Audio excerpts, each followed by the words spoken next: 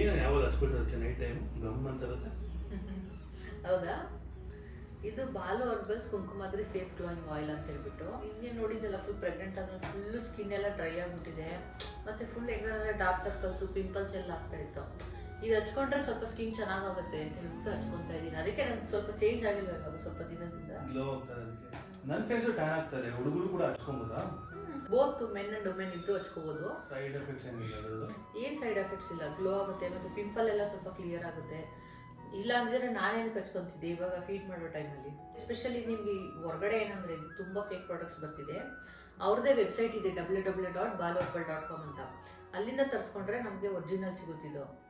ಇಲ್ಲ ಬೇರೆ ಕಡೆ ಆರ್ಡರ್ ಮಾಡಿದ್ರೆ ತುಂಬಾ ಫೇಕ್ ಪ್ರಾಡಕ್ಟ್ಸ್ ಬರ್ತಿದೆ. ಇದು Balu Herbals Kumkumadri face glowing oil ಅಂತ ಹೇಳ್ಬಿಟ್ಟು. ನಿಮ್ಗೂ ಸ್ಕಿನ್ ಚೆನ್ನಾಗಿರ್ಬೇಕು ಅಂತ ಹೇಳಿದ್ರೆ ನೀವು ಕೂಡ ಅವ್ರ ವೆಬ್ಸೈಟ್ ಅಲ್ಲಿ ಹೋಗಿ ಆರ್ಡರ್